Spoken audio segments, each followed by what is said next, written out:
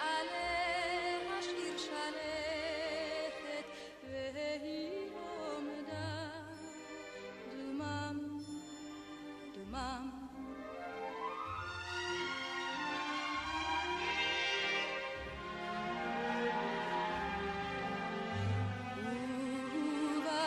ובחורש בחצות ובערב My name is Michal Honnekman.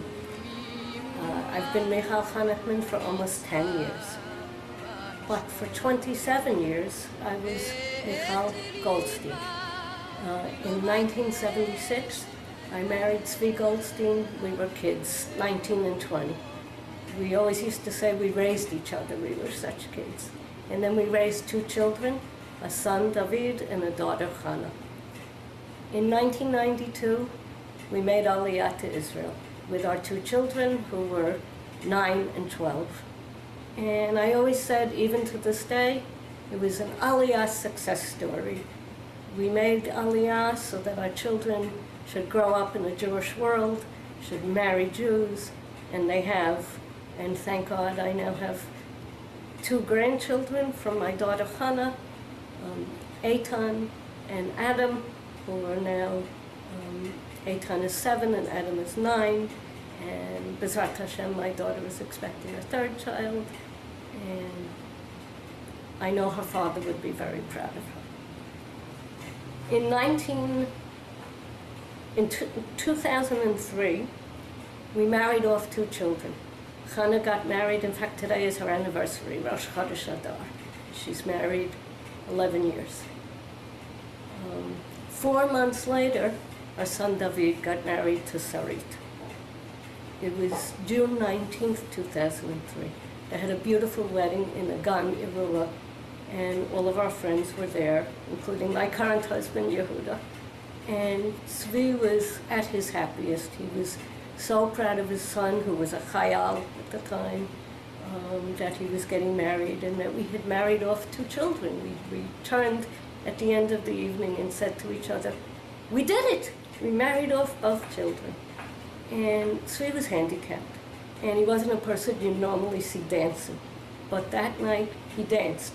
He danced and he told all of his friends, I did everything I had to do in this world. He actually said that. We didn't go home that night. We were living in Yeshuv Eli, which is in the Shomron, and it was during the time of the Second Intifada. And we decided not to travel at night. The next morning we went home. Zvi ran to his computer. He was ahead of his time, that he was using email at that time, and he sent all the pictures from the wedding to his brothers in the States. After he sent the emails, we got in the car. We were headed to the Holy Land Hotel. We were going to have a beautiful Shabbat Sheva Brachot. 10 minutes after we got in the car, we were on the road to Yerushalayim, passing an area called Wadi Haramiyah, and two terrorists in kafiyas were standing on the hill with Kalashnikovs, and they shot at us. And I yelled at my husband, Zvi, drive the car, get us out of here. And his father, I was sitting in the back with his mother, he was sitting in the front with his father. And his father turned and said to me, Michal, he can't drive, he's dead. I was a little bit hysterical. I was yelling out the window, help. Cars were passing, but nobody realized what was going on. And soon we realized that if we didn't stop the car, we were passing Psagot. There was a car coming out, we were going to hit that car. So I said to his father, we have to get this car off the road. And between him and I, we drove the car into a stone wall. Eventually the car turned over and landed across the street. But we avoided killing anybody else. And we were there for maybe, seemed like an hour, it was probably 20 minutes till Magen David Adom came by. My mother-in-law was injured. I had to help her out of broken glass through the window to get her seated till they would help him. And I remember when Magen David Adom arrived, screaming, we were shot at. And they said to me, you're hysterical. And I said, I may be hysterical, but I know what happened.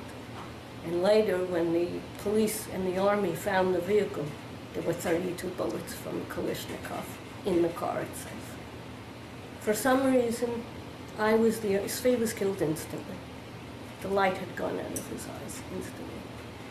Both his father and mother were injured. They were hospitalized for a couple of weeks. His father, to this day, his father, I believe, is 80 years old today. He still has a bullet between his heart and his lung, but he went back to work at the age of 74 after this happened.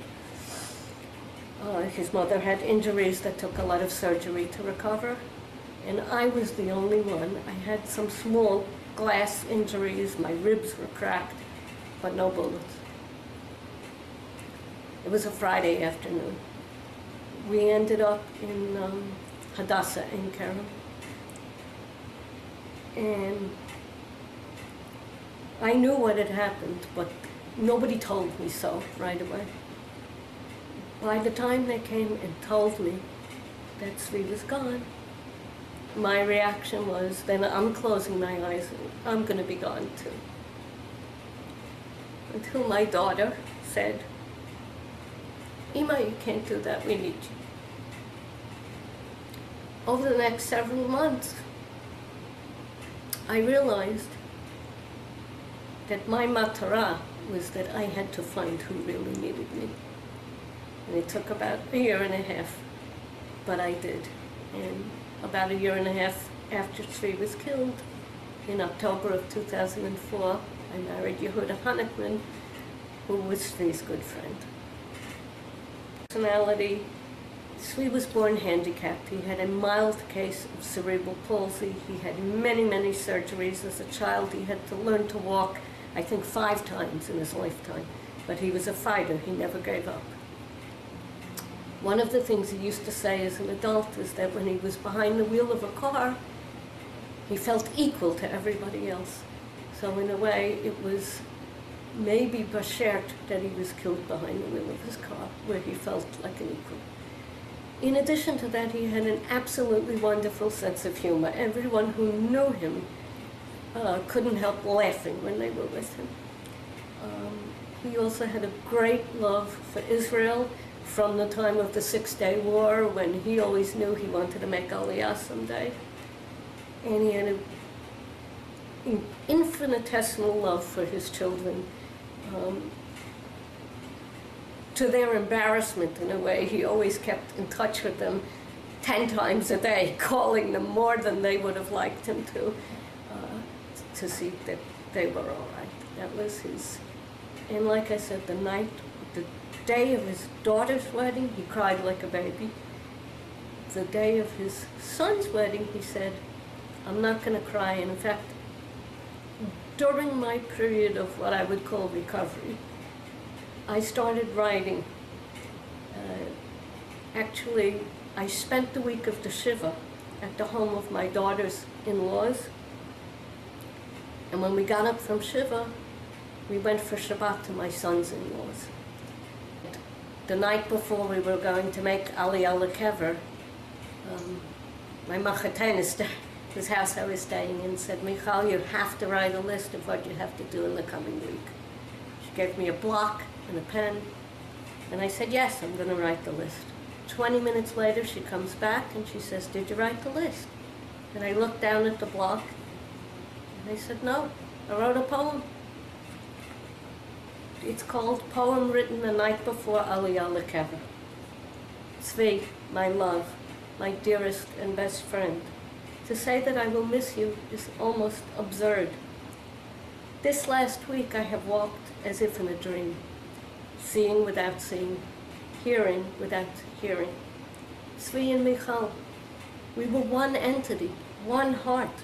Together we dreamed, we loved, and we built a life. Together we raised ourselves to adulthood and then raised 2 children. Together we cried and worried and rejoiced and planned. Together we crossed the ocean to build a better life for ourselves and our son and daughter, to ensure their future in a Jewish world. After the chuppah, The night before you were taken from me, we sat together, your arm encircling me in a warm embrace, and we said to one another, we did it! We married off both children, and we were so happy. Love, I hope that happiness will stay with you forever as you watch over us from afar. I know your love and warmth will be with me always.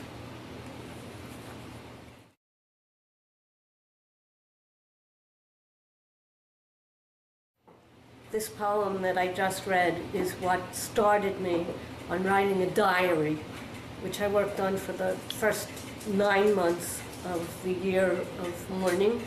Actually, mourning for a spouse is only 30 yom. And my understanding after having gone through that is because nobody needs to remind you that you have lost your spouse. Maybe for a parent, you need to be reminded that it's your duty to be a mourner. But when it's your spouse, you know it, believe. As part of my therapy, in a way, to deal with my loss, I started writing a diary, which began with that poem. And the diary eventually became a book, which is called Letters to Tzvi, A Mourner's Diary. And the book was published in Israel. It's written in English. But it's really not so much about what happened to us, but about how to deal with loss. And I believe it's a very positive, not a negative book, about how to turn mourning into simcha. My son David, who got married the night before his father was taken from us, unfortunately every year on his Yom Shana, his anniversary, it's also his father's yahrzeit. But for 10 years, he worked on a project. This is the David who was a chayal when he got married, who wanted to continue serving in the army. He was a mashach dat. David is an unusual person. It's really partially for him because Tzvi was a Zionist and because he had become religious and we realized that he belonged in Israel. So he managed, David is a person who managed to go into the army and yet to be himself. That's why he became a mashach dat. He made a project for 10 years. He worked on collecting and elucidating commentary on Kol Parsha of the Torah. And just this last year, he published a book called Ateret Tzvi, in memory of his father. And it's commentary on every Parsha in the Torah for the whole year in memory of his father. In addition to that, in 2008, during Hanukkah, there was a synagogue dedicated in Yeshuv Eli, where we lived. It was dedicated to the memory of 3 individuals, all of whom lived on the same block we lived in the Neve Shoham neighborhood of Yeshuv Eli. It was Tzvi Goldstein, Baruch Lerner, and Yitzhak Didi. The acronym for those 3 people is Tzvi. And the synagogue is called Ateret Tzvi. After the Shiva, I didn't go back to our home. As I said, I sat Shiva in my daughter's in-law's house. Someone went back to our home and gathered some things for us. Tzvi had written a speech that he was going to read during the Sheva Brachot that we were traveling to. He never got to read it. But when I read it, it revealed so much about him and who he was. So I'd like to read that speech. Good evening, Erev Tov. Michal and I want to thank you all for coming and helping us to celebrate David and Sarit's marriage. Toda al ha'hishtadfut.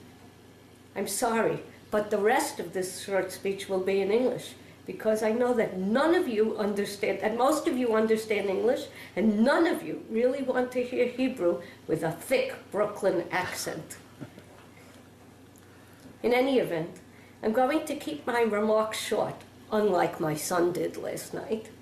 So if someone will pay attention to their watch and let me know when I've been speaking for 5 minutes, I'd appreciate that. Ah, my son got married. Let me tell you a little bit about David. My son and I are as different as night and day. Most people cannot even believe that we are father and son. Just look at the two of us. My son is a chassid. I'm as Jewish as I need to be. He'd rather listen to and dance around the house to Avram ben David. I prefer the Allman Brothers, at concert volume, of course. The kid can't even play a decent air guitar. Lord, tell me, where have I gone wrong? His friends and neighbors call him the little tzaddik. Me, they call that little son of a... We fought over his payas, his hat, his insistence on wearing that stupid gartel, even in the shower. But through it all, I looked forward to a day like yesterday, gritted my teeth and said to myself, one day he's going to move out of here. And I'm sure he was probably thinking the same thing. But you know, David, your mom and I, your grandparents, and all the people here are so proud of you. Look at the love here. We're here for you in Sarit tonight. Anyway, as many of you know, of course, Hannah and Naphtali, children we just married off, have no clue yet, poor kids. Raising children is among the most thankless jobs there is. Ask my own parents. The hours are long, the pay is non-existent, and you go through endless rolls of duct tape. But the final result is that you can celebrate events such as we are doing here tonight, totally penniless and praying that every time the phone rings, the bank isn't angry about your massive overdraft. You know, I remember my bar mitzvah, 34 years ago, standing before a crowd like this and making a speech, holding that ubiquitous fountain pen in my hands and saying, today I am a man. Well, now recalling that night, I can say, tonight I am a free man. Yes, ladies and gentlemen, I have just married off the last of my children. So, David, let me have your house key, please. But honestly, Michal and I couldn't be happier. My son has found a beautiful, sweet, and amazing young woman to build a life with. She's even agreed to let me call her daughter-in-law. She said, and I quote, "It's a compliment. Must be crazy. Seriously now, we wish you a life of love, happiness, and understanding as you begin your life together. And no, I'm not going to cry like I did at Hannah's wedding." Now then, a bit of advice for you, Sarit, when it comes to dealing with Gולדסטיין boys. Remember this always, especially when you want to beat them with a wooden spoon. It's a direct quote from my mother. She's the resident expert, you know, raised 3 of us and has 135 years of experience to back her up. She's always said to me, you've got to be made of iron. And I have to admit it, now I understand why. One last thing, Sarit. You know I'm very jealous of your parents. They already have a grandchild, and you know how I love babies. So no pressure, dear. Calling me Tzvi is okay. But I can't wait for you to start calling me Grandpa. And now, whoever was timing this, you can stop now. I'm done. Thank you all for coming.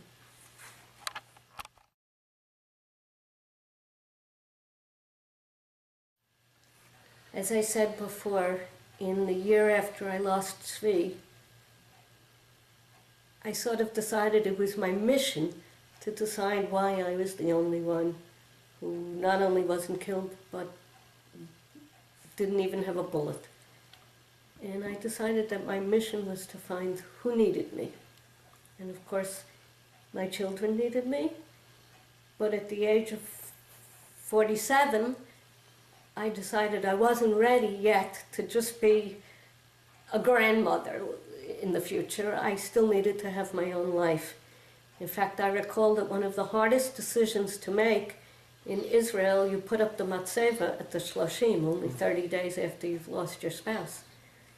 And I remember one of the most difficult things was the Hever Kadisha contacted me and asked it if I wanted to buy the plot next to my husband.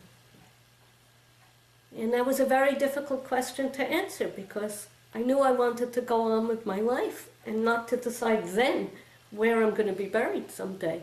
But on the other hand, I felt maybe guilty that after 27 years, maybe I should be buying this plot next to my husband. Well, when my daughter and I went to order the matzeva, there was a little old man working, owning the matzeva business, and I said to him, Slicha, yesh li she'ela, I have a question for you. The Chevra Kadisha asked me, and he didn't let me finish my sentence, and he said to me, how old are you? And I said, Ani bat arba'im v'sheva, I'm 47 years old. He said, I forbid you to do it. When he said that, I realized that I had to choose a life ahead of me. And I was determined to do that. But friends were trying to find somebody for me, and it really was not very successful. I didn't feel comfortable with anyone. So happened several months after I lost Zvi, one of my very good friends, who was a friend from before Aliyah and had made Aliyah after I did, had been away during my daughter's wedding. And she and her husband came to visit me one Shabbat, to stay for Shabbat, and they looked at the pictures from Chana's wedding. In one of the pictures was a picture with me, my husband Zvi, and two friends. My friend Tirza looks at the picture and she points to somebody in that picture and she said, who's that? I said, oh, that's Yehuda, a friend of Zvi's. She said, he looks like a nice guy. I said, yes, he's a very nice guy. A moment later I said, it's Chaval, he's divorced. She said, what do you mean, Chaval? I said, well, isn't every divorce Chaval? She says, yes, but you said he's a nice guy. I said, yes, he is a nice guy. She said, Michal, you're not listening to yourself. Somehow that conversation turned into her asking me, and who else is in that picture? And she said, that's Yechiel, that's another friend of ours. She said, you're going to call him and ask him what he thinks about Yehuda. I said, I will not. Well, eventually, either she did, I don't even remember anymore, or I did. And between those friends, they put us together. And after Yehuda and I were already married, I asked my friend Tirza, how did you know? And she said, somehow I knew he was your Bashert. Basically, just about a month or so before David and Sarit's wedding, Tzvi and I became a lot closer than we'd been. For whatever reason, we had always spent a lot of time together, but not actually seeing each other all that often. He was working, and I was working as a journalist, and I was very busy, and so was he. But in the month prior to David and Sarit's wedding, we got together quite often, and he talked about a lot of anxiety and things he had about the wedding because his parents were coming, and he had a very tenuous relationship with his parents. And we talked a great deal about how he was looking forward to being with them, but there was a lot of anxiety about it. And the type of person he was very open about discussing these things, and it was important for him to get this off his chest. And so as it came closer to the wedding, the more and more we talked about it, the more easy it become and the more comfortable he'd become with it. And actually the night itself of the wedding, I actually spent a great deal of time helping him and attending to his needs. And it was an amazing thing to see that he was just, I'd never seen a person who would come to such peace and serenity. And at some point in the wedding, we were both hugging each other, and he said to me, I've done everything I need to do. I've done everything I need to do. And it was like, almost as if he almost had a premonition in a sense, that he really was finished. There was nothing left for him to do. He married his son off. His daughter was married 5 months before that. And I'd never seen a person that had such absolute joy and tranquility. And when I heard the news the next morning, I was absolutely in shock. But the real point was that I think he reached a point where he totally felt at total peace. And I'd never experienced anything like that. And so when Michal and I first went out for the first cup of coffee, when we were first introduced as a dating situation, we actually talked about this. And so our whole relationship from the very beginning was almost as if Svi was a part of our relationship. And because of the fact that we were friends, I think for Michal, it made it a lot easier where she didn't have to always be worried about being in a marriage or being in a relationship where she'd have to explain herself or explain circumstances, because Svi and I knew each other fairly well and had talked about a lot of close and personal things. So it's made, at the transition for Michal, and it's for myself also, it's made it, I don't want to use the word easier, because something like this is obviously, it's never easy, but it's made it more familiar.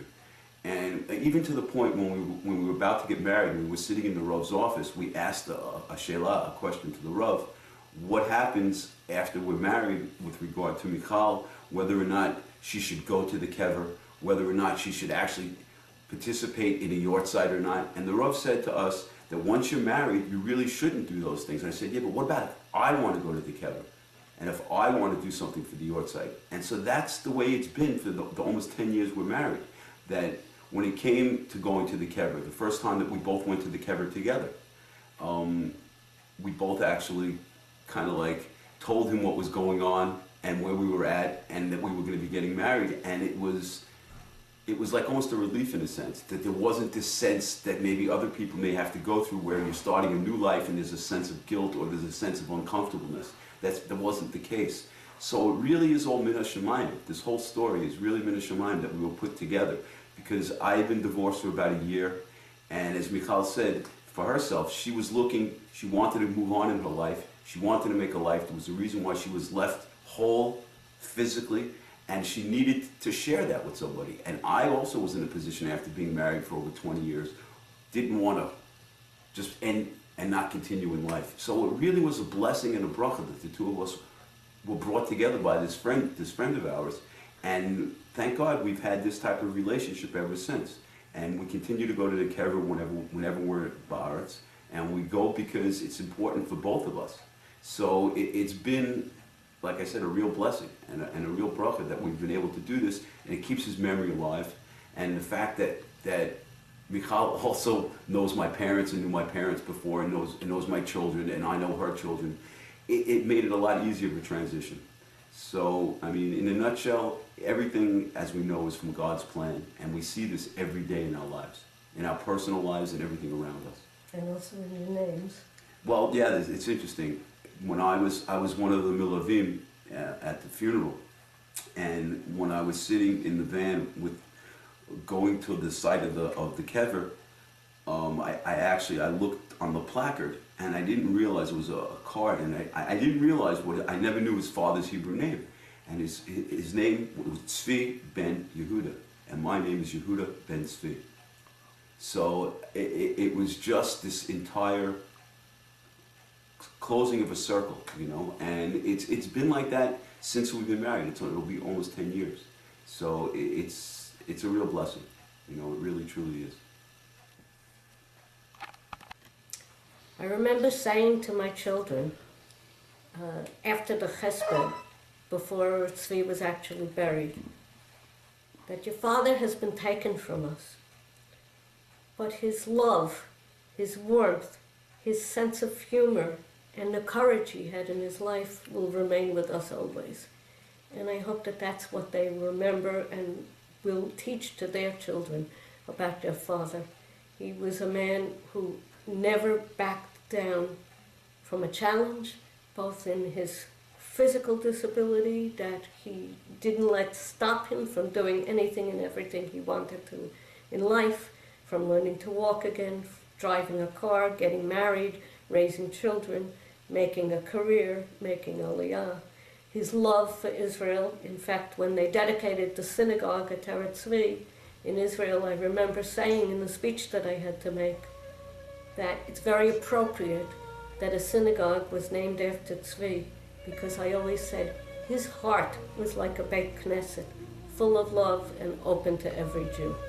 And I hope this is the memory his children will always have of him.